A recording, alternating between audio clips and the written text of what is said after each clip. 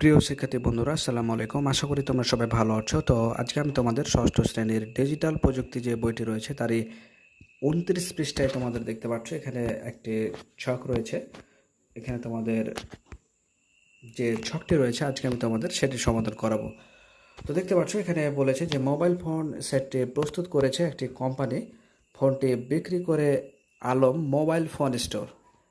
এই মোবাইল ফোনটি কি বুদ্ধিবৃত্তিক সম্পদ?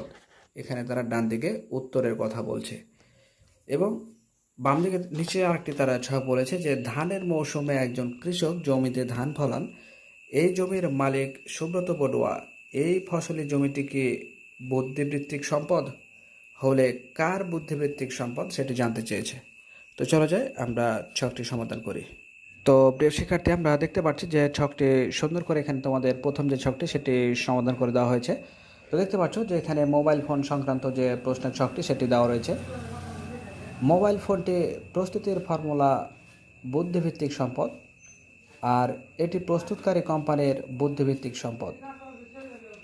তো তোমরা সুন্দর করে এটা তুলে নাও, খেয়াল রাখবে যাতে কোনো কিছু ছুটে না যায়। তো এরপর আমরা দ্বিতীয় নম্বর যে প্রশ্নটি ছিল যে ধানের মৌসুমে একজন কৃষক জমিতে ধান ফলান, তো তারই আমরা উত্তরটি দেখতে পাচ্ছি যে ফসলের জমিটি বুদ্ধিভিত্তিক সম্পদ নয়, তবে এখানে ফসল কৃষকের বুদ্ধিভিত্তিক সম্পদ। তোমরা সুন্দর করে এটা লিখে নাও।